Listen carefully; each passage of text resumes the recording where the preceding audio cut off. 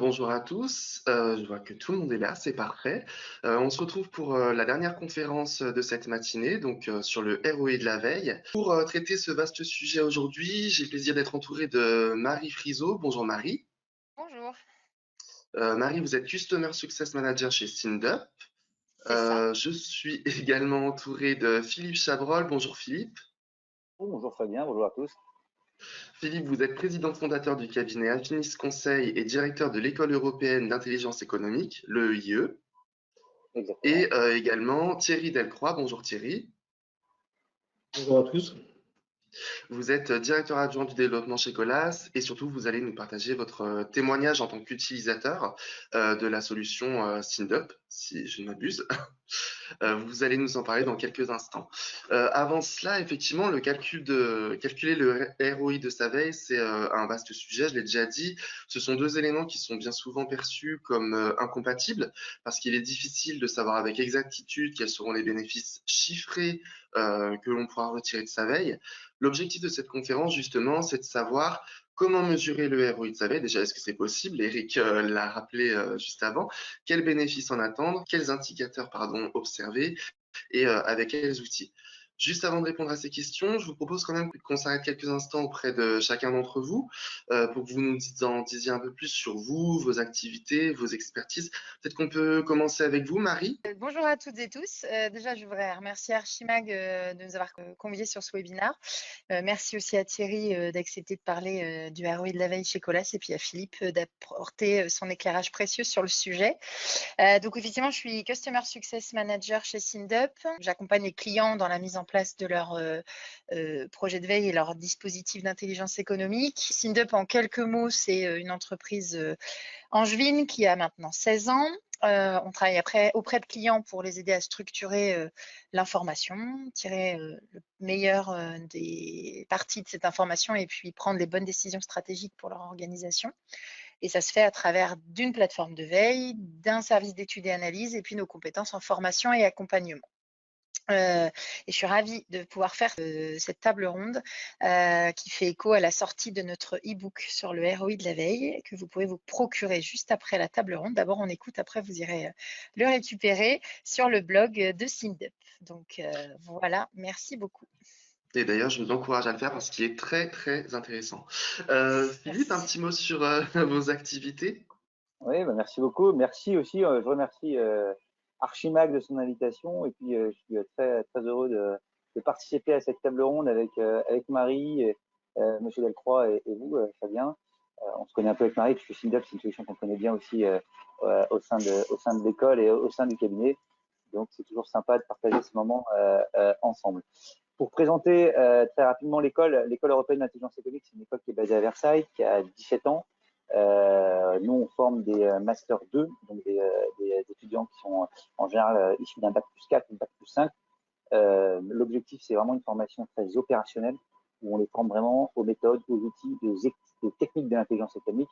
Et donc, la veille stratégique est clairement un gros pilier chez nous et l'usage des outils, dont Sindup, fait partie de notre programme.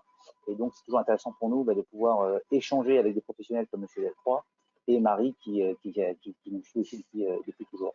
Donc voilà, merci beaucoup. Et puis, Afinis, c'est un cabinet de conseil qui a 15 ans, que j'ai fondé il y a 15 ans, qui est spécialisé en intelligence économique, où là, on fait de la veille, de la due diligence, des activités d'intelligence économique qu'on peut connaître. Mais aujourd'hui, on parlera de la veille.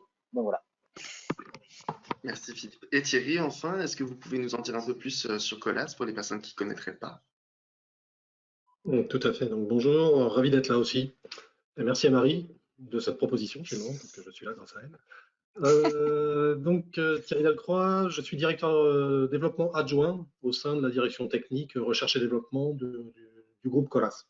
Alors, Colas, très rapidement, en quelques mots, notre job, c'est d'imaginer, de construire et d'entretenir des infrastructures de transport.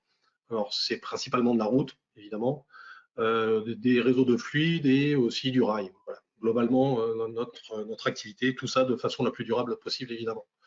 Le groupe, en deux mots, c'est 13 milliards de chiffre d'affaires sur 50 pays disséminés dans le monde, donc un groupe très international. avec un chiffre d'affaires qui d'ailleurs grimpe à l'international par rapport à la France. C'est toujours une société française, mais qui s'ouvre très largement. C'est 57 000 collaborateurs. Voilà pour les grandes lignes de Colas. Et donc, moi, je travaille à la direction recherche et développement qui est basée en région parisienne, à côté de Saint-Quentin-en-Yvelines, donc on n'est pas très loin de Philippe. Effectivement. Merci Thierry. Alors, je reste un petit peu avec vous, puisqu'effectivement, en tant qu'utilisateur de la solution de veille proposée par SynDub, vous êtes une ressource précieuse ce matin. Est-ce que vous pouvez nous expliquer un petit peu quels étaient vos besoins initiaux, déjà revenir sur la genèse du projet, ce qui a fait que vous avez contacté SynDub à l'origine. Déjà, quand est-ce que vous avez décidé de le faire et effectivement, quels étaient vos besoins, vos attendus? La genèse, alors ça date, on a commencé à collaborer avec SynDub il y a 3 ans à peu près. Et le besoin était, alors étant de la direction technique, était un besoin purement technique. C'était finalement d'accompagner les différents projets de recherche qui sont en cours chez nous. Alors dans notre domaine, et surtout on commence à sortir de notre core business avec des métiers qu'on ne connaissait pas, qui sont différents, qui nous font évoluer. Et donc on sentait qu'on avait besoin, on rentrait dans des écosystèmes qu'on ne connaissait pas vraiment, et évidemment la veille était un outil indispensable, qui s'avérait indispensable. Il a fallu un peu le vendre en interne pour justement continuer à s'ouvrir un peu les chakras et à voir comment ça se passait autour de nous. Je vais prendre deux exemples qui sont un peu emblématiques. On travaille depuis quelques années maintenant sur du marquage dynamique. Alors, marquage dynamique, c'est en gros des lignes blanches de parking, par exemple, ou des bandes de passage piéton qui peuvent s'allumer pour signaler les dangers, attirer l'attention et des choses comme ça. Donc, on sait faire du marquage traditionnel, ça fait partie de notre métier depuis longtemps. Cette nouvelle option qu'on voulait proposer à nos clients nous a fait rentrer dans des domaines où on n'était pas forcément on ne connaissait pas vraiment du génie électrique, par exemple. Qui dit allumer des LED pour allumer des marquages routiers, dit mettre de l'électricité, c'était pas notre fond de commerce. Donc, il a fallu acquérir de nouvelles compétences, identifier les acteurs de cet écosystème-là, etc., etc. Complémentairement, le groupe est engagé évidemment comme beaucoup sur une démarche bas carbone. Donc il a fallu aussi, les propositions bas carbone sont multiples et diversifiées. Il a fallu identifier des acteurs les plus pertinents pour pouvoir collaborer avec eux. Voilà. Donc l'approche était purement techno dans un premier temps pour alimenter la R&D. Donc on a commencé à se faire les dents là-dessus. Et finalement, de fil en aiguille et devant la diversité du groupe, l'info a percolé qu'on avait un outil de veille très intéressant. Les gens c'est pas nous qui avons fait la démarche finalement d'aller vers les gens en interne, c'est finalement le bouche à oreille qui, tiens, vous avez un outil, on entend dire que c'est pas mal, on peut être intéressé. Parce qu'il est évident que la veille n'est pas cantonnée à la technologie et à l'innovation. Et de fil en aiguille, aujourd'hui, 3 ans après, la partie veille sur la partie techno ne représente plus que 50% de l'ensemble de notre activité de veille. Et donc, beaucoup d'entités complémentaires sont venues nous rejoindre. Alors, on peut parler des RH, on peut parler du marketing, évidemment, des commerciaux. Je peux citer aussi Colas Rail, notre entité qui s'occupe du rail, comme son nom l'indique, pour des questions plus stratégiques. Donc finalement, l'info a percolé de plus en plus et va sûrement continuer de s'étendre hors de la techno, ce qui est assez, non pas surprenant, mais c'était pas notre volonté première, en tout cas à la base. Donc voilà la genèse de notre collaboration avec SynDub. Et donc on continue. Donc le ROI, la question se pose évidemment. Maintenant qu'on a commencé à débroussailler, la question commence à se poser. Alors aujourd'hui, nous, voilà, les questions commencent vraiment à se poser, c'est-à-dire qu'on n'a pas encore les solutions. J'ai parcouru très rapidement le e-book de Marie et de SynDub puisqu'on vient de le recevoir, et donc il y a quelques pistes qu'il va falloir qu'on mette en œuvre. Et on a juste quelques cas d'espèce qu'on pourra évoquer sur cette partie ROI dans les questions-réponses, je pense. En tout cas, c'est devenu un outil indispensable pour nous, même si on doit continuer de le vendre en interne. Mais ça se fait assez facilement et assez naturellement, finalement. Donc voilà pour les grandes lignes. Et donc, à la genèse de la nécessité d'avoir de la veille chez nous, On s'était battu avec c'est une petite anecdote, mais assez parlante. Le fait de pouvoir présenter le besoin, on avait trouvé une citation de Napoléon qu'on a continué d'utiliser en interne parce qu'elle résume très très bien le besoin, qui disait: se faire battre est excusable, se faire surprendre est impardonnable. Et donc on est parti de ce postulat pour dire que si même Napoléon l'avait dit, c'est qu'il devait pas, il avait souvent raison, cet homme-là. Donc voilà, on se base toujours sur cette citation pour continuer à vendre la veille. Et il avait besoin d'une solution de veille aussi en ce temps. Peut-être Findop n'était pas encore là à l'époque. Eh oui. Peut-être effectivement quelques réactions du côté de Marie et Philippe. Marie, tout d'abord, est-ce que c'est un cas de figure que vous observez assez régulièrement chez vos clients, ce qu'a expliqué Thierry, que finalement il y a un besoin qui est identifié, on se rend compte que d'autres services pourraient bénéficier d'une solution? Oui, oui, tout à fait. En fait, effectivement, et c'est d'ailleurs la bonne manière de prendre les choses, je pense, c'est-à-dire évidemment de penser le dispositif de veille de manière globale, mais à minima d'abord aller pas à pas. Et ce qui est intéressant dans l'expérience aussi de Colas et de Thierry, c'est que le projet a grandi aussi dans le nombre d'utilisateurs. C'était ce qu'il avait effectivement, enfin c'est effectivement ce que tu disais Thierry, mais en chiffres, en termes de chiffres, on est sur un projet qui est passé, alors les utilisateurs, je dirais donc des gens qui font de la veille. Hein, au départ, il y avait 4-5 personnes la première année d'exploitation, de démarrage, de défrichage, pour passer à 23 l'année d'après et pour atteindre et frôler les 50 sur la dernière session. Donc, ça veut aussi dire que ça a grandi grandement et que du coup, ça va de pair avec un besoin identifié et avec des collaborateurs qui ont su valoriser ce qui était déjà fait et d'animer en fait aussi de manière à pouvoir faire prendre connaissance de ce qui existait pour que ce soit optimisé efficacement. Donc oui, c'est ce que l'on voit régulièrement chez les clients et ce qu'on invite les gens aussi à faire pour y aller pas à pas et pas imaginer tout de suite un dispositif où on embarque la terre entière qui au final est plutôt déceptif. On est plutôt content dans l'autre sens d'avoir ces beaux chiffres-là. D'accord, merci Marie. Philippe, je crois qu'au sein de l'école, il y a aussi une solution de veille qui est mise en place. C'est bien Oui, ça? alors ouais, en effet, on a notre solution SynDup également qui nourrit aujourd'hui notre système de veille sur les outils. Nous, on fait une veille stratégique depuis 4-5 ans maintenant sur les outils de l'IE, alors au sens large, mais sur les outils de l'IE.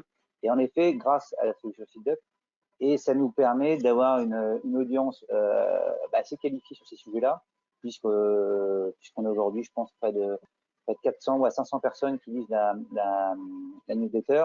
Mais c'est sur du très qualifié et du très pointu. C'est-à-dire qu'on n'est pas sur là, on est sur de la veille un peu technique dans le domaine de l'IE. Et c'est vraiment le focus qu'on a pris. Ce qui nous intéressait, c'est d'avoir des gens déjà en fait initiés à l'intelligence économique et la veille stratégique.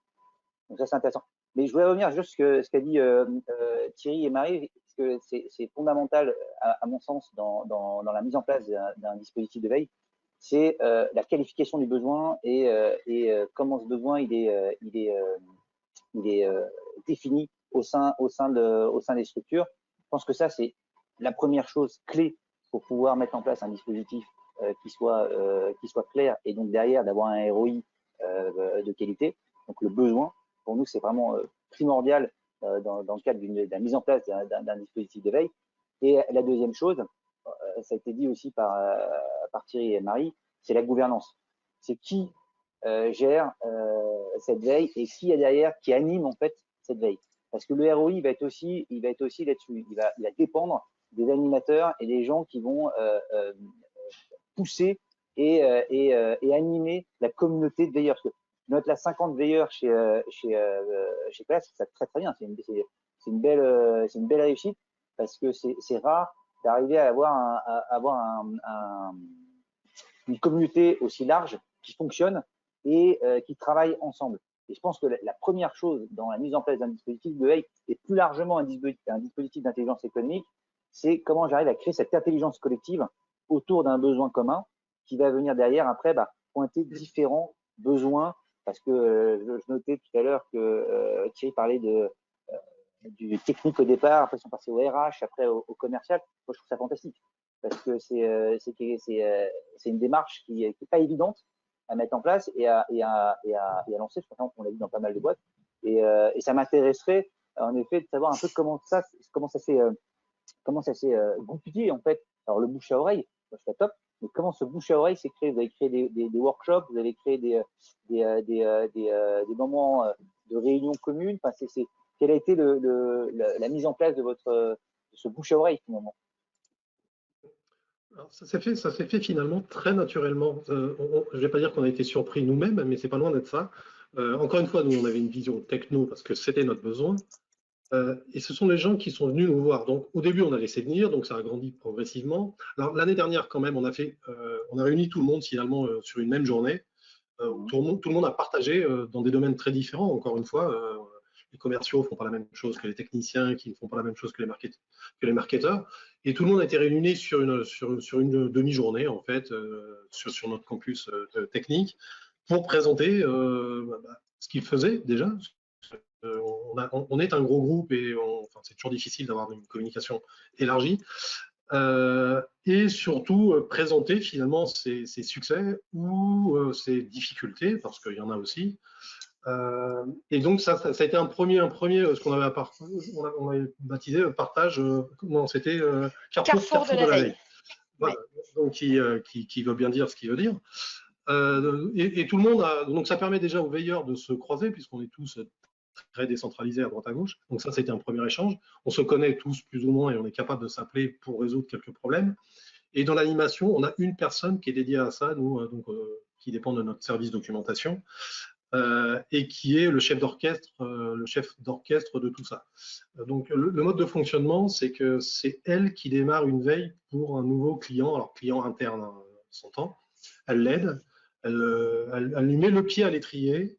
Et après, finalement, cette personne-là conduit sa propre veille toute seule parce que c'est forcément cette personne-là qui est le plus apte à identifier ses propres besoins. Sous-traiter la veille, ça me semble être quelque chose, je ne vais pas dire d'inconcevable, mais en tout cas de délicat, je pense.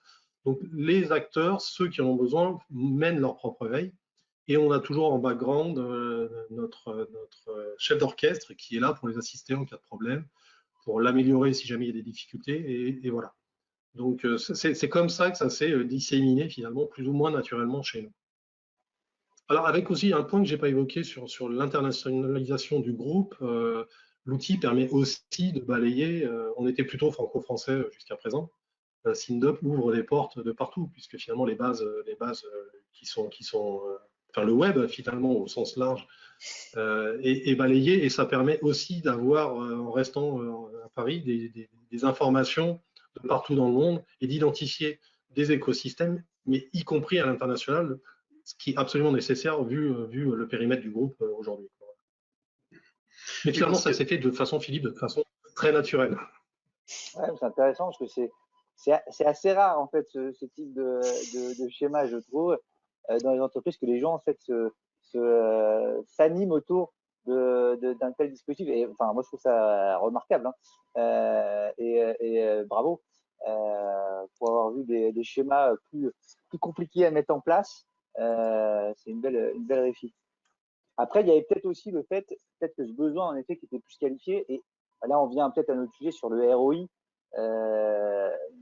Vous saviez ce que vous recherchiez à la base? Il y avait un besoin il y avait un objectif final recherché ou pas sur la veille que vous mettiez en place, ou c'était assez large sur le dispo?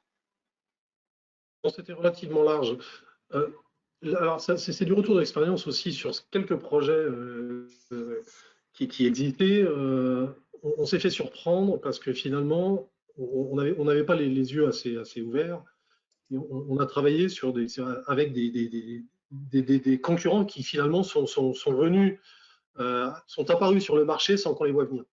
Et donc, ça pique un peu parce que finalement, on a perdu du temps, alors que si on les avait vus plus tôt, on aurait arrêté de travailler dessus, on aurait réorienté les recherches.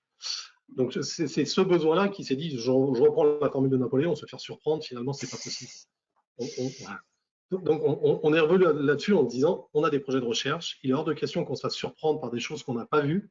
On peut être surpris par des nouvelles qu'on a identifiées, mais ça fait partie du jeu. Mais par contre, ne pas les voir, c'était devenu inconcevable pour nous. Donc, c'était vraiment l'idée première.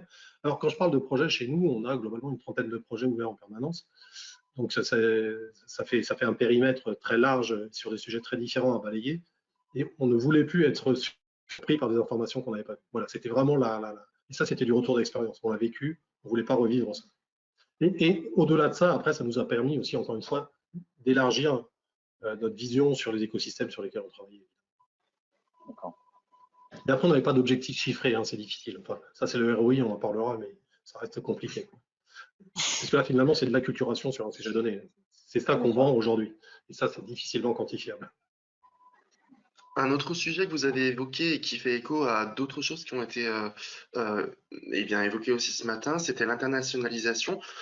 Justement, chez SynDub, comment ça se passe? Est-ce qu'il y a une intelligence artificielle qui est capable de traduire directement des contenus, des datas? Comment on peut se mettre en place l'intelligence collective à l'échelle internationale? Le fonctionnement, effectivement, comme le disait Thierry, c'est qu'effectivement, les sources de données sont multilingues, sont à l'international, donc on peut aller capter de l'information dans différentes langues. Pour que la veille soit bien réussie, bien faite, les mots-clés doivent être traduits manuellement par les acteurs, enfin par les utilisateurs de la plateforme, parce que une traduction automatique d'une expression de recherche n'aurait pas sens clairement dans le dispositif. Pour ce qui est de la traduction, effectivement, il est possible d'avoir des boutons de traduction, d'avoir un branchement avec un traducteur pour faire de la traduction automatique. Pour autant, ce qu'on a tendance à voir sur le marché et chez nos clients, c'est quand même une veille anglais-français qui est traitée, mesurée et faite par les équipes, peu importe, j'ai envie de dire, l'endroit géographique où ils vont se trouver. Dès lors qu'on va aller chercher des langues les autres, en vrai. Il n'y a pas tellement de règles, mais c'est quand même mieux que ce soit traité par des gens qui vont parler la langue, parce que les outils de traduction, c'est bien, ça fait le job comme on leur demande, mais n'empêche que aussi puissant qu'il puisse être, il y a parfois certains besoins qui peuvent être certaines notions, certaines choses qui peuvent être davantage appréhendées parce qu'on maîtrise la langue que l'on vient surveiller. Et encore plus quand on s'adresse avec certains de nos clients sur des veilles en arabe ou en mandarin, par exemple, qui voilà, peuvent être plus précises si on est sur de la surveillance directe par la personne sur le pays, je dirais. Et c'est le cas de certains de nos clients qui ont un déploiement à l'international. Et chaque zone géographique est traitée, mise en œuvre et traitée par la personne qui est en local, de manière à faciliter la traduction, j'ai envie de dire, dans la diffusion de l'information, mais dans la prise en compte, c'est le fait de capter de l'information. Là, dans ce cas, on est sur la lecture et le fait que je prends en compte une information dans ma langue d'origine, je la traite et ensuite, effectivement, je la diffuse en traduction si jamais c'est plus intéressant pour moi ou parce que ma langue de travail est l'anglais, par exemple. Dans ce cas, ça, c'est plus facile de faire comme ça. Donc voilà, effectivement, comment on va pouvoir appréhender et aborder la veille multilingue dans l'outil. Ok. Et effectivement, cette internationalisation, c'est l'un des bénéfices de la veille. Une question qui revient déjà, de quoi est-ce qu'on parle précisément quand on parle de ROI de la veille? Quelle est la place du ROI dans cette veille stratégique que peut mettre en place une organisation, que ce soit privée ou publique d'ailleurs? Je peux vous donner un exemple peut-être qu'on a mis en application chez un de nos clients. Nous, là, je prends ma casquette de chef d'entreprise à Teams Conseil, où on a mis en place, en gros, on avait une veille stratégique qui était mise en place, une veille réglementaire pour un client qui était dans la tech et une veille réglementaire internationale. Parce qu'on s'était rendu compte, le client, que la réglementation française venait un peu stopper toutes ces innovations qu'il était en train de mettre en place, et ça lui faisait peur, parce qu'il avait peur en fait que son business s'arrête du fait d'une réglementation trop sévère par rapport à la tech qui développait. La tech, en l'occurrence, c'était le Bluetooth au sein des automobiles. Comme vous le savez tous aujourd'hui, quand vous rentrez dans votre voiture aujourd'hui, c'est un char de combat, c'est un cockpit d'avion. Vous avez plein de technologies qui sont incorporé dans votre voiture. Et le Bluetooth en fait partie. Donc, la crainte de nos clients, c'était il y a quasiment 14 ans, hein, c'était que le Bluetooth soit interdit pour des raisons de sécurité routière. Et ce qu'ils nous avaient demandé, c'était de mettre en place une veille réglementaire au niveau international pour voir en gros ce que faisaient les États étrangers sur ces sujets-là. Et on s'est rendu compte au fur et à mesure de cette veille, qui a duré pendant à peu près 2 ans, donc c'est quand même un temps, où on avait remarqué qu'un État en particulier, quand il légiférait, les États et l'Europe en particulier et la Commission et le Parlement européen lançaient une directive qui était à chaque fois qui suivait en fait la loi du pays qu'on avait identifié comme étant moteur sur ce sujet-là. C'était la Californie, hein. C'est clairement là où toutes les techs se développent. Et en gros, la Californie un jour sort et dit non, le Bluetooth ça peut pas être interdit. Ce qu'on va interdire, c'est le kit main libre, mais on va pas interdire le Bluetooth. 6 mois plus tard, on observe très clairement que le Parlement européen signe la même loi et empêche l'interdiction du Bluetooth. Mais ce que ça nous a permis de faire et de dire à nos clients, c'est surtout que, en gros, il fallait qu'ils continuent à développer sa technologie Bluetooth et qu'ils passent pas à autre chose. Pourquoi? Parce que ça allait passer au niveau européen dans les 6 mois qui suivent. Donc le ROI, il est juste énorme là-dessus. Alors je peux pas le mesurer en termes business, mais c'est-à-dire que le client, il s'est dit, très bien, en fait, si ça passe en Californie, je sais que ça va passer dans 6 mois, 8 mois en Europe. Donc je vais gagner 8 mois en fait sur mes concurrents et je vais continuer à développer ma tech pour venir l'incorporer derrière dans les automobiles et je vais même l'améliorer. Je vais rester en fait leader sur ce marché-là puisque c'était un leader sur ce marché. Donc vous voyez, là le ROI il est très clair pour moi. Il est la veille en fait sert à anticiper une rupture de tech, une rupture d'innovation ou au contraire dire ok on y va à fond mais je prends 8 mois d'avance sur mon concurrent. 8 mois dans la tech c'est juste énorme. Donc, en termes de ROI, on peut imaginer l'impact que ça peut avoir sur le business. Alors, je peux pas vous chiffrer ça, mais très clairement, je peux vous dire que ça a été en termes de stratégie d'entreprise, ça a été énorme pour la boîte dont on parle, et une boîte que tout bon français connaît. Mais je pense que c'est là où le point il est important, Philippe, dans ce que tu dis, c'est que aujourd'hui le ROI, on a en tête quand on utilise ce terme un calcul chiffré en fait, quelque chose qui soit un chiffre, qui soit une donnée maîtrisable et maîtrisée.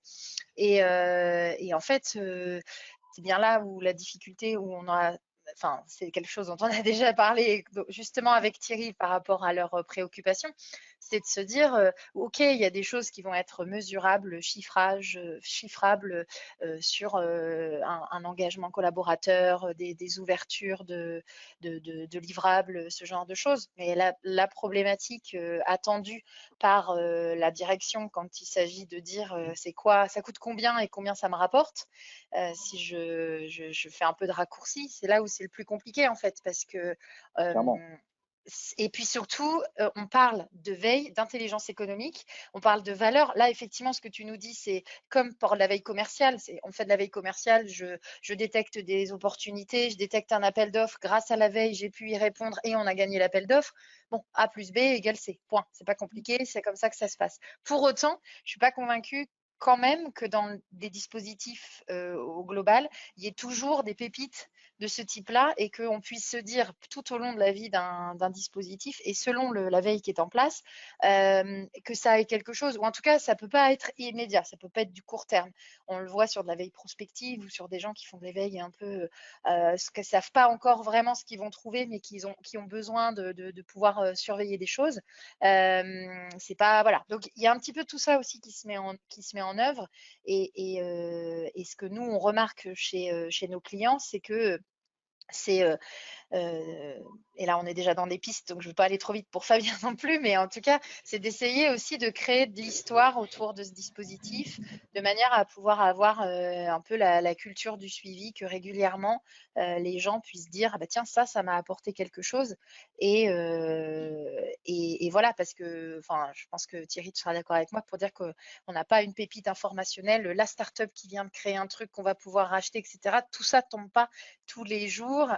Et Philippe, tu le disais aussi, de toute façon, c'est du long terme. C'est pas un article qui a fait que du coup, d'un seul coup, ça a révolutionné la vie de ton client. Donc voilà, c'est surtout ça, ces sujets-là sur lesquels on n'a pas de mainmise, mais qui sont importants à prendre en compte. Et à partir du moment où je trouve qu'on acte ça et qu'on est tous OK et alignés là-dessus, bah, on peut voir le ROI avec un autre regard et voilà, une autre vision. D'accord.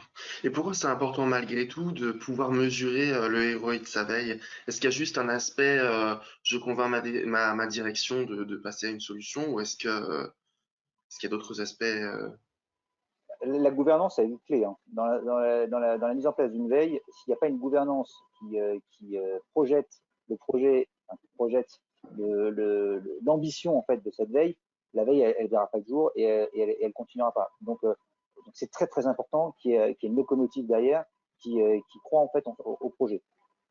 Parce que comme l'a dit Marie, moi je rebondis aussi là-dessus, c'est une veille, c'est pas que c'est pas. On a plein de clients qui me disent je voudrais faire une veille pour dans 4 mois.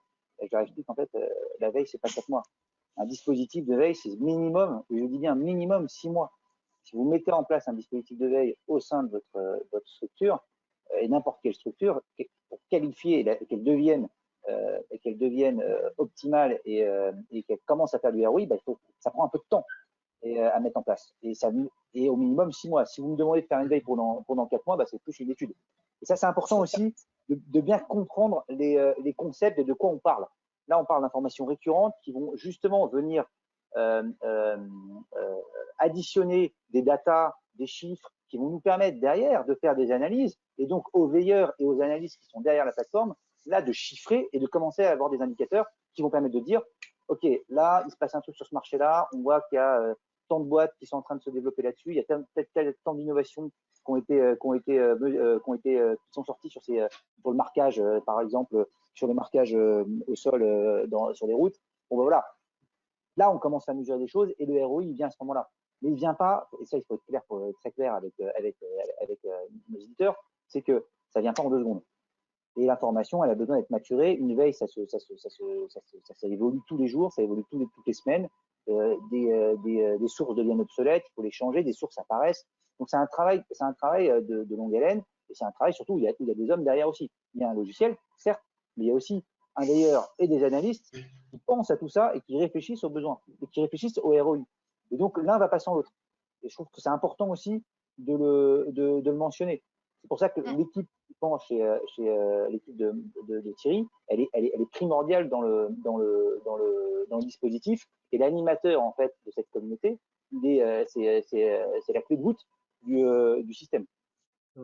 Je crois qu'il faut, enfin, quand on parle ROI, effectivement, tu l'as dit, Marie, à un moment, on pense ça me coûte tant et ça me rapporte combien. Je crois que dans le cas de la veille, c'est extrêmement compliqué, j'ose pas dire néfaste. Bon, finalement, on crée de la culture et est-ce que ça, c'est quantifiable? C'est difficile. Je pense qu'il faut passer ce palier-là.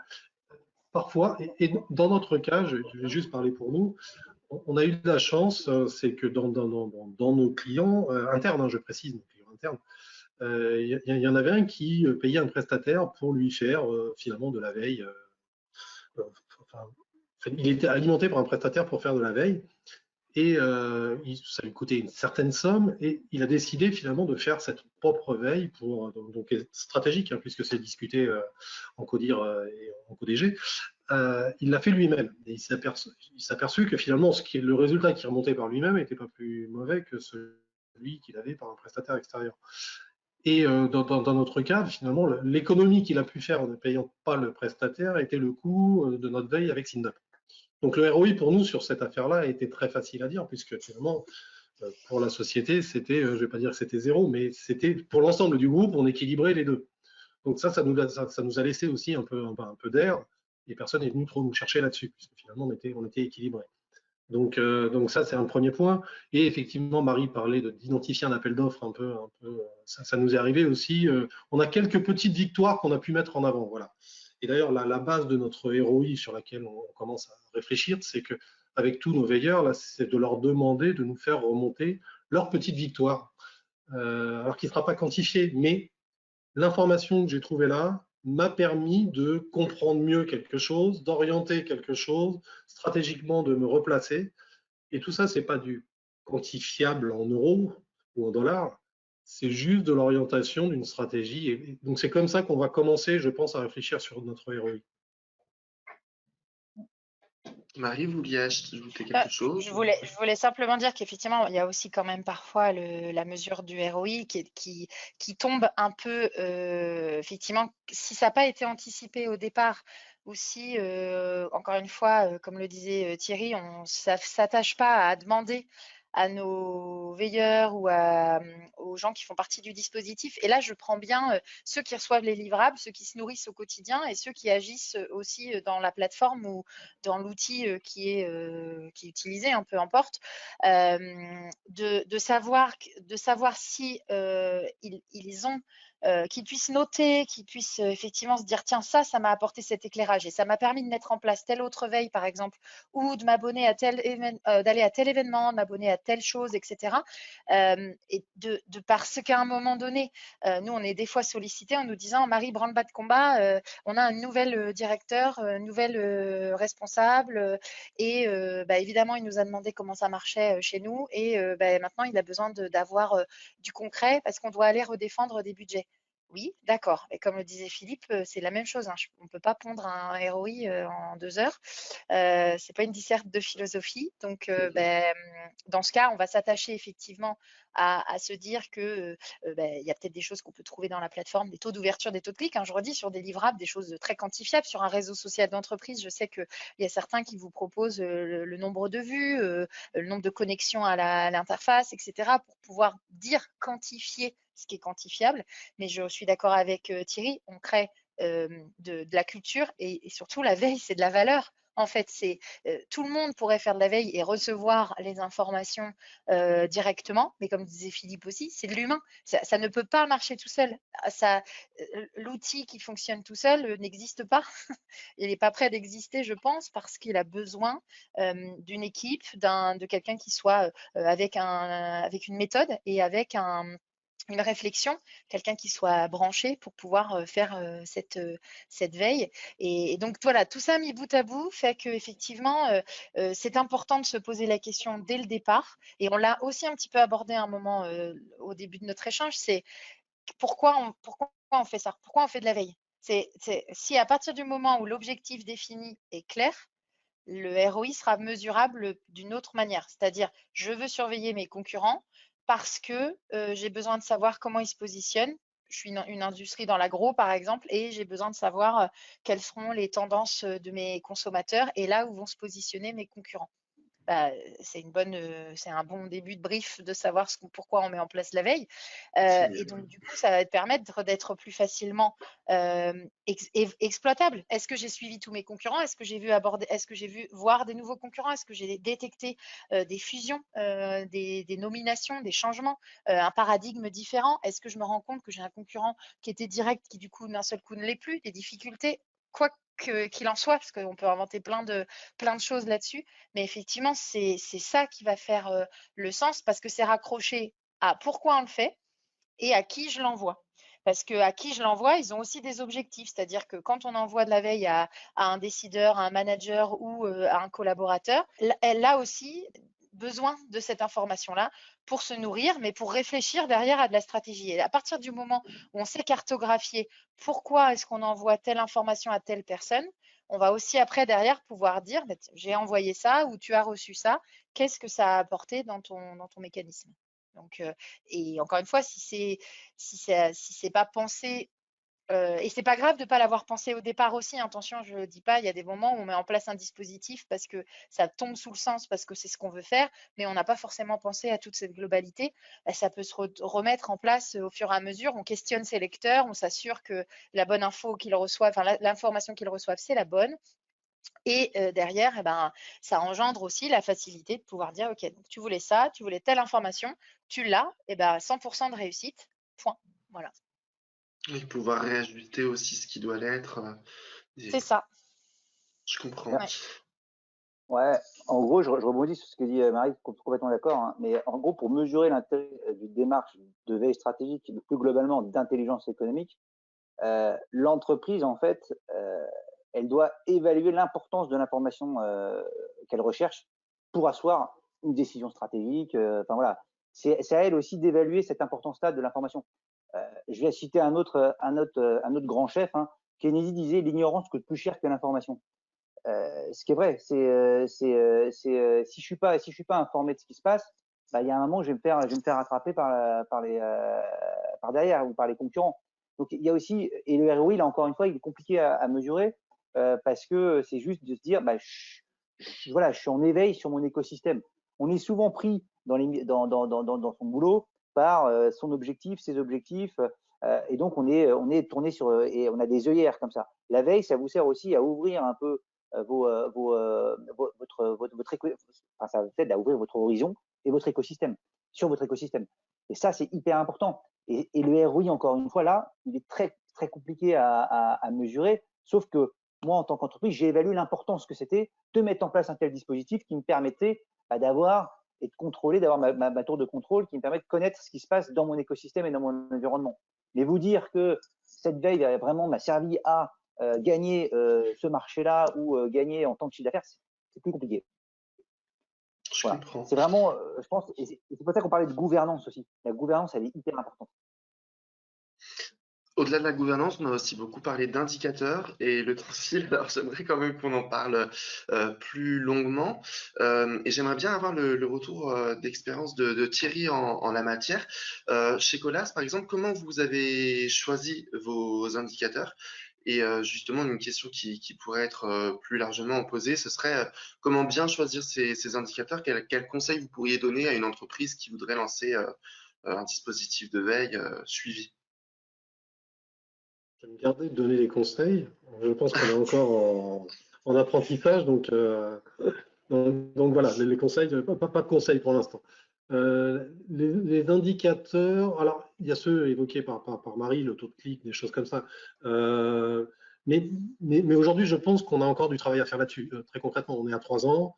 On a travaillé pour que la mayonnaise prenne dans un premier temps. Voilà. Et elle a peut-être pris plus que ce à quoi on s'attendait, et tant mieux quelque part. Là, on arrive à une croisée des chemins où il faut qu'on commence à structurer un peu plus et notre veille et notre gouvernance. Philippe le disait, c'est très important. On commence à le sentir. Donc voilà, je pense qu'on n'est pas. C'est là que c'est pour ça aussi que je dis je ne donnerai pas de conseils parce que je pense qu'on n'est pas mature encore de notre côté sur cet aspect-là et qu'on a encore des progrès à faire. Et on est toujours en découverte finalement. Donc je suis désolé de ne pas pouvoir répondre. Je n'essaye pas de fuir, mais je pense que j'ai vraiment pas encore la réponse et peut-être que notre pensée n'était pas encore structurée à l'origine. On s'est fait prendre par le succès et c'est tant mieux quelque part, mais je pense qu'on n'était pas encore complètement structuré quand on a ouvert nos veilles et il faut qu'on revienne sur une structuration pour pouvoir l'optimiser pleinement. Voilà. Encore une fois, Bon, pour alors, répondre à Philippe tout à l'heure qui nous disait qu'il admirait un peu ce qu'on avait fait, mais c'est un peu par défaut, c'est tant mieux, ça a marché, mais on a encore beaucoup de travail à faire quand même pour analyser tout ça. Après, si je peux me permettre quand même, il y a pas mal de choses qui ont quand même été pensées justement lors du carrefour de la veille, la demi-journée que vous aviez fait, parce que l'idée, ça avait été justement de montrer les retours des veilleurs et des contributeurs les plus actifs, justement pour récupérer quelques informations comme on l'avait, mais comme on l'a déjà précédemment dit. Effectivement, simplement peut-être que comme ces gens-là n'étaient pas non plus aussi dans le je note. En fait, on note rarement quand ça va bien. Ça, c'est humain, je crois. Souvent, les gens ont tendance à dire, bah tiens, j'ai pas reçu ça, mais par contre, qu'est-ce qu'ils ont reçu? Ça, ils savent vous le signaler. Donc, changeons les mentalités et soyons aussi dans le positif et disons à nos cellules de veille quand on trouve de l'information pertinente également. Ça, c'est vraiment pour moi, je pense que c'est ce qui a fait sens. Et il y a des choses que même en accompagnant le pilote du projet chez Colas, elle n'avait pas du tout idée. Même si elle avait des choses, elle connaît bien ses veilleurs, elle connaît bien, mais pendant le séminaire qu'on a fait, on a aussi découvert des choses, des gens qui avaient justement dit, voilà, nous on fonctionne comme ça et ça marche comme ça pour nous. Et donc voilà. Donc, je pense qu'il y a quand même déjà des choses qui avaient été mises en place chez toi, Thierry. Simplement, effectivement, ça marche super bien. Il y a des gens très intéressants qui ont très envie de faire de la veille et qui ont un vrai besoin de veille, qui ne sont pas simplement j'ai besoin de me nourrir et d'être informé, mais qui ont vraiment besoin d'être des acteurs de la veille dans le dispositif global.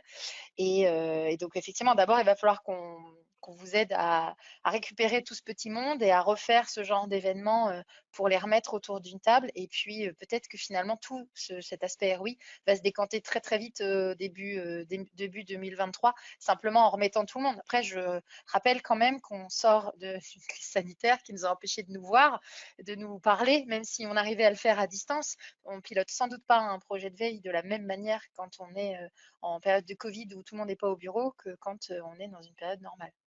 Un point important que je voudrais souligner malgré tout, c'est que, encore une fois, ça s'est fait naturellement parce que finalement, le besoin, tout le monde avait conscience du besoin. Et quand tout le monde a un besoin et a envie de le satisfaire, les difficultés paraissent beaucoup moins grandes. Et tout le monde accepte finalement les petits ratés, les choses comme ça. Je pense que l'envie fait partie intégrante de ce qui s'est passé chez nous, quoi. Voilà. Je vois. Alors, moi, je suis désolé de revenir là-dessus, hein, mais Philippe, Marie, du coup, je me tourne vers vous. Pour nos participants, j'aimerais bien savoir comment on peut choisir les indicateurs à suivre. Comment? J'y vais même si j'ai beaucoup parlé, mais je vais juste dire 2 mots. Je pense que la première, c'est de s'appuyer sur l'outil qu'on utilise parce qu'il y a du quanti et que les données, encore une fois, j'ai tant de personnes qui se connectent régulièrement, qui diffusent tant de livrables, qui passent tant de temps. C'est des choses aussi qui peuvent être très, très facilement évaluables. Je veux dire, globalement, d'aller voir quelqu'un en lui disant tu passes combien de temps à faire ta veille par semaine à peu près et tu sors combien de newsletters, c'est moins compliqué que c'est quoi la dernière info super intéressante que tu as récupérée dans l'outil qui t'a permis de mettre en place telle chose, telle chose. Globalement, c'est beaucoup plus concret. Donc, je pense qu'il y a cette première chose-là. Et nous, ce qu'on a mis en avant aussi dans le e-book que l'on a sorti dernièrement, c'est un indicateur qui en fait et se décline en fait. C'est le Net Promoter Score, le NPS, c'est une note de recommandation de service. Et en fait, ce qu'on se dit, c'est que ça peut être un point important de pouvoir dire, voilà, est-ce que vous recommanderiez ce service à d'autres? Et ça engage d'autres personnes et surtout, ça donne un bon moyen d'évaluer. Ça ne prend pas en compte le fait qu'un mauvais dispositif de veille, c'est pas un dispositif qui a rien récupéré comme info hyper pertinente ou en tout cas qu'on n'arrive pas à évaluer. C'est simplement, peut-être que ça dépend de ce qu'on a mis en surveillance. Donc voilà. Mais Philippe, je te laisse redire parce que peut-être tu as plein de choses à nous dire en plus. Non, mais un indicateur clé, moi, de mon côté, que j'ai vu en cabinet et que j'ai vu sur de la veille externalisée, c'est marrant ce que Thierry disait, la veille externalisée, j'y crois pas. Alors nous, ça fonctionne bien. On a fait pas mal de veille externalisée pour pas mal de clients. Et l'indicateur que je note vraiment et qui fonctionne, c'est quand on commence dans une direction où vous êtes la direction IT, la direction commerciale, la direction achat, et qu'on commence en fait que notre veille commence à remonter à la direction stratégique et j'allais dire même jusqu'au CEO. Là, votre indicateur, je pense qu'il est juste clair et net, c'est que votre veille, elle sert quand même à marquer la route et à marquer la stratégie de la boîte. Et ça, quand vous arrivez à ça, c'est que ce que vous fournissez comme information et que le dispositif que vous aviez en place, que ce soit d'ailleurs la veille stratégique avec le dispositif, l'outil, tout ça, mais la veille stratégique, c'est pas que l'outil, hein. C'est aussi le knowledge management, c'est aussi l'échange que je vais avoir avec mes clients, c'est aussi l'échange que je vais avoir à l'extérieur pour aller chercher l'information, qualifier, valider l'information que je vais avoir sur la veille. Donc là, on parle de ROHUM, de renseignement de régime, puisqu'un dispositif de veille, c'est global. C'est pas qu'un outil. L'outil est clé, mais derrière l'outil, encore une fois, vous avez des petits gars, des hommes, des veilleurs, des analyses, des consultants qui gèrent cette information, qui la digèrent, qui l'analysent, qui la rendent intelligente, qui font des notes, qui montent à la direction pour dire, voilà, hop, j'ai vu ça, sur leur connaissance, la veille, ok, c'est de l'info stratégique que je vais choper, mais je vais la rendre stratégique parce que moi, j'ai cette connaissance du métier où j'ai l'appétence de conseil qu'on me demande pour mon client. Et donc, nous, quand un indicateur clé pour un cabinet de conseil, c'est quand on arrive à monter une direction d'une BU au niveau stratégique qui est la boîte où je commence à faire des notes pour le CEO de la boîte, quoi. Là, je commence à me dire, bon, bah, ce que j'ai fait, c'est pas complètement débile et ça sert à quelque chose. Et ça, c'est un indicateur clé. Alors, je vais pas vous citer de chiffres, mais c'est juste une évidence à mon sens. On est dans de l'humain aussi, hein. C'est hyper important ça. La veille, c'est de l'humain aussi. C'est qu'est-ce qu'on arrive à orchestrer et quelles sont les parties prenantes dans ce dispositif-là. C'est très très important de noter. Une veille sans intelligence derrière, c'est rien. Parce que derrière, il faut paramétrer l'outil, il faut se poser les questions, il faut paramétrer, il faut périmétrer la veille. Ça, c'est quand même c'est ce qui est le plus compliqué, j'allais dire, dans la veille. Parce que l'outil, quelque part, il a déjà été pensé, il a déjà été développé. Mais si moi, je n'ai pas l'idée de faire le plan de recherche, trouver le bon sourcing, les bons axes de veille, qui vont répondre à un besoin que j'ai et qui vont après derrière fournir de l'info à la personne qui va prendre la décision, parce que nous, ce qui nous intéresse en intelligence économique, c'est la prise de décision. Parce que on nourrit qui? On nourrit les gens qui vont derrière dire ok, on fait gaffe à ce marché-là, ok, on va aller sur ce marché. C'est des prises de décision derrière. C'est ça qui nous intéresse. En tant que consultant, en tout cas, c'est ça qui m'intéresse, c'est d'être acteur de la décision que va prendre mon client, ou en tout cas participer à ça. On a un commentaire d'une personne à ce sujet qui ouvre un peu le débat, donc je vais vous le partager. Pour mesurer un ROI, ne faut-il pas revenir à l'essentiel? Si l'entreprise fait un investissement, c'est qu'il correspond à un ou plusieurs objectifs qui mèneront à une transformation ou adaptation de l'entreprise afin de créer ou adapter les capacités nécessaires pour réaliser ces objectifs en faisant ces investissements. À chacun de ces objectifs, c'est là que ça est intéressant, je pense, doivent être associés des indicateurs qui permettent d'évaluer l'atteinte des objectifs et donc nourrir le tableau de bord qui visualise le ROI. Et un peu plus tard, la même personne nous précise la quantité de résultats qu'apporte la veille n'est pas un indicateur. Ce serait plutôt quels objectifs pour la veille, quels indicateurs pour ces objectifs. Est-ce que vous êtes d'accord avec cette approche? Oui, bah, c'est une méthode. En fait, je vais vous dire, oui, tout dépend de ce que vous mettez derrière vos objectifs et les indicateurs que vous mettez. Tout dépend de vos objectifs. En fait, Mm. tout est mesurable quelque part par rapport à vos objectifs que vous avez et ce que vous avez vous mis en place. Mais donc oui, pourquoi pas, c'est une méthode. Pourquoi pas? À l'entreprise de choisir les indicateurs qu'il faudra qu'elle suive pour être en adéquation effectivement avec ses À objectifs. l'entreprise d'évaluer l'importance de l'information stratégique pour asseoir une décision. C'est ce que je dis tout à l'heure. C'est que si l'entreprise n'a pas mesuré la valeur de l'information, ça va être un problème. Et après, à elle de mettre ses KPI en fonction de son besoin. Donc, ce que disait la personne, je suis d'accord avec elle. C'est une bonne méthode, ouais, pourquoi pas. Très bien. Et Ouais, comment on je peut... suis d'accord aussi sur, en tout Pardon, cas, la quantité de veille n'est pas quelque chose qui va faire la mesure. Et après, ce que je rajouterais aussi par rapport à ça, c'est que le nombre d'indicateurs, là aussi, doit être pensé de manière itérative. Ça sert à rien de penser comme le projet de veille, comme je le disais tout à l'heure. Hein, c'est pas la peine d'imaginer tout de suite 50 indicateurs. Déjà, si on a 3-4 indicateurs clés qu'on arrive à suivre et que l'on arrive à promouvoir au sein de la direction, c'est déjà très bien en fait. C'est souvent ce qui manque finalement, c'est les premiers. Après, les autres, ils suivront et ce sera presque les plus faciles en fait. C'est un peu ce que disait Thierry tout à l'heure. C'est par quoi on commence et qu'est-ce qu'on va mettre en place au départ sans forcément faire la liste à l'après-vert. Mhm. Pour le suivi des indicateurs, je me posais la question, est-ce que c'est forcément aux veilleurs d'observer ces indicateurs et de les restituer à qui de droit, ou est-ce que d'autres métiers peuvent également s'emparer de cette thématique pour les partager entre les services, des choses comme ça? Est-ce qu'il y a des dispositifs similaires qui ont été mis en place chez Colas, par exemple? Thierry, vous sembliez dire que les utilisateurs étaient un peu briefés par une personne qui chapeaute la veille et ensuite ils gèrent leur propre veille par la suite. Fait d'un point de vue technique, j'aurais tendance à Ouais. dire. C'est une aide. Après, chaque veilleur, finalement, se fixe, j'aurais tendance à dire, se fixe ses propres objectifs. Et c'est là, quand je dis qu'on doit progresser, c'est qu'on a un tel panel de veilleurs et sur des sujets tellement différents qu'il faudrait les prendre un par un pour définir leurs propres objectifs chacun. Donc ça, on l'a pas encore fait. C'est quelque chose qu'il faut qu'on factualise finalement. Ils ont, encore une fois, ils sont venus nous voir en disant, on a un besoin, on a répondu à leur, disons, on les a formés pour essayer de répondre à leurs besoins, mais on n'a pas été plus loin sur l'analyse de leurs besoins et de leurs objectifs. Ça fait partie des choses qu'il faut. Et quelles sont les difficultés que peuvent rencontrer les professionnels dans eh bien voilà, le suivi de leurs indicateurs, au-delà de les déterminer visiblement?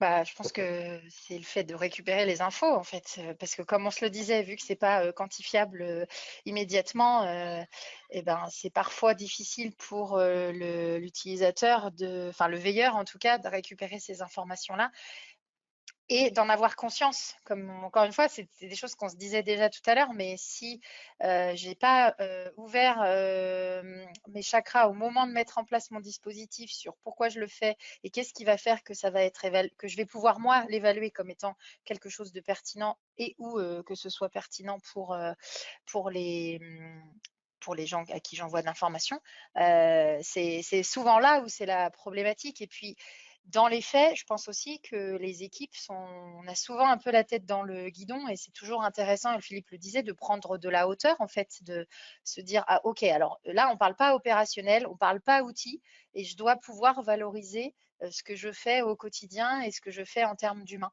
Et effectivement, on partage complètement un dispositif de veille sans un humain, ça ne fonctionne pas, mais c'est pas toujours ce qui est là aussi le plus facile à évaluer. Donc je pense que ce qui est dur, c'est de faire ces indicateurs, de les trouver.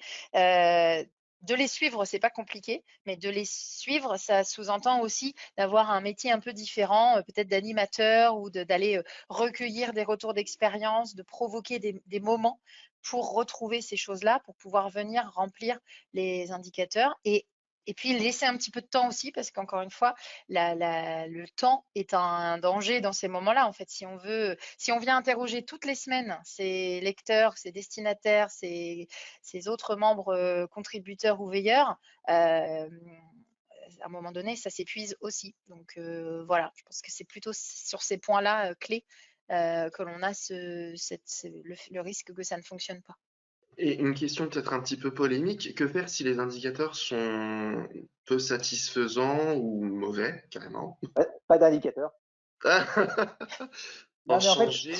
vous insistez sur les indicateurs, mais c'est bien hein, si vous pouvez avoir des indicateurs, mais en fait, il y a plein d'autres choses.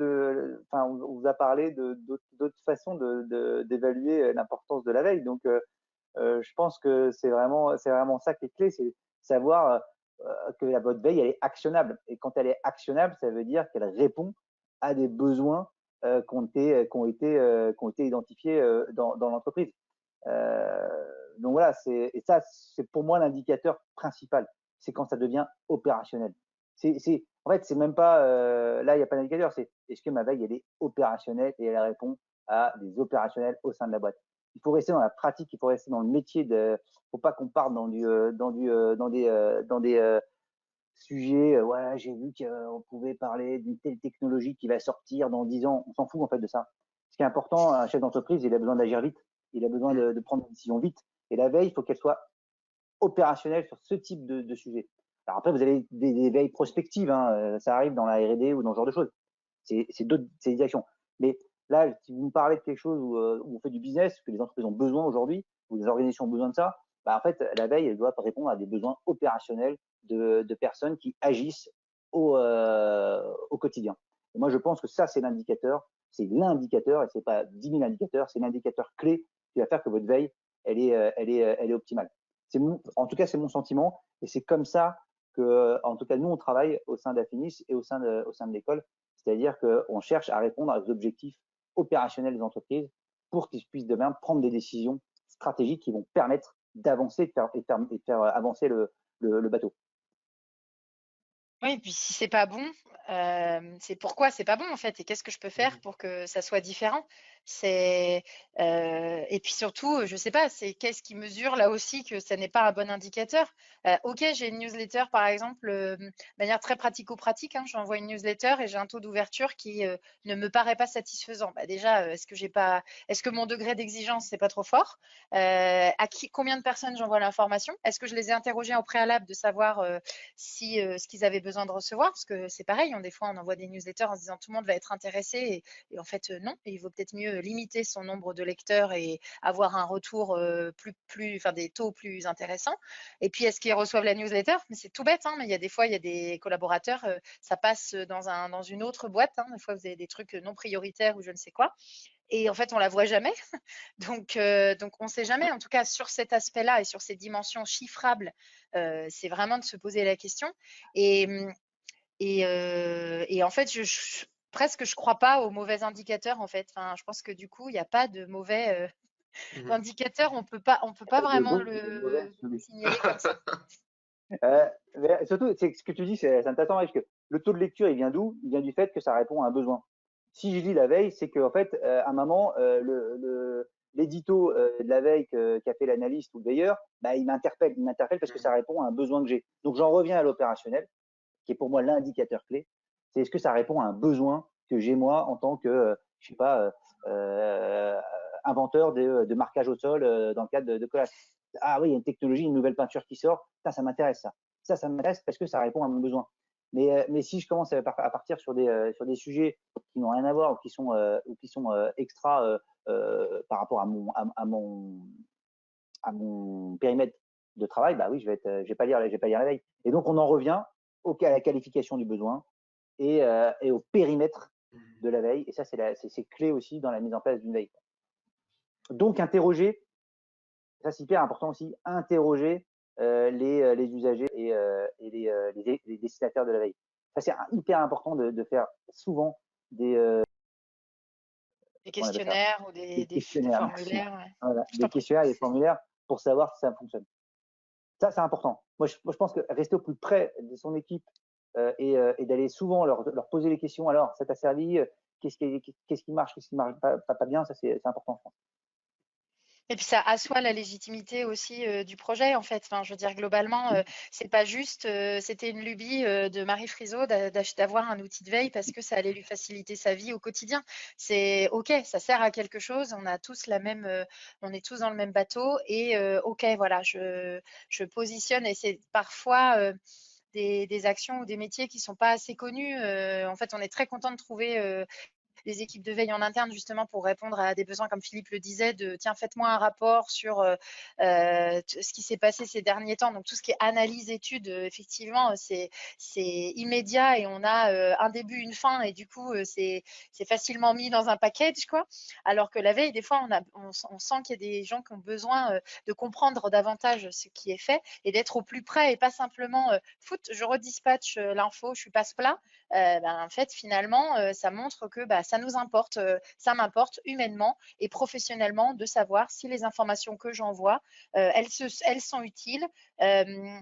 Si on me répond, j'ai pas le temps de la lire, c'est que du coup, il faut que je trouve un moyen de l'envoyer à un espace-temps où tu es disponible. Et sinon, s'il n'y a pas le temps du tout, peut-être que c'est parce que je réponds pas à ce besoin primordial d'information parce qu'on trouve toujours le temps de lire la bonne information. Vous noterez que on arrive toujours à se dégager 5 minutes pour aller lire une newsletter qui nous plaît et qu'on attend avec impatience. Donc voilà, il y a aussi ce sujet-là derrière qui est important et qui rentre dans le scope du ROI de la veille aussi. Super, je pense qu'on va peut-être en rester sur ces très bons conseils. Et, je vous remercie tous les trois pour votre participation et je vous souhaite une bonne journée. Merci, bonne beaucoup. journée à vous C'est et très à sympa. bientôt. À bientôt. À bientôt, merci beaucoup.